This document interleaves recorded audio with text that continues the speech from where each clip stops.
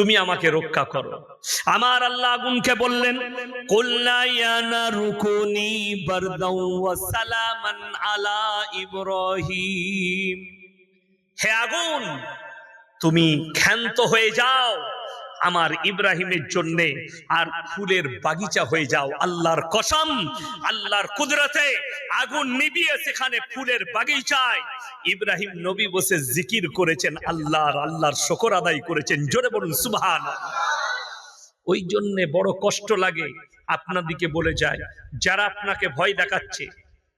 আমি একটা বক্তব্য শুনলাম আসামের মুখ্যমন্ত্রী হিমন্ত বিশ্ব শর্মাজি, তিনি বলছেন, मैं चाहता हूं, मेरा मिशन है इस्लाम खत्म हो जानी चाहिए, करुणा की तरह खत्म हो जाना चाहिए, मैं इस्लाम को खत्म कर दूंगा। पहले इतिहास उठाकर देखो, नमरूद आया था इब्राहिम को जलाने, खुद मिट गया। फिरौन आया था मूसा को मिटाने, खुद मिट गए। तुम इस्लाम क्या मिटाओगे?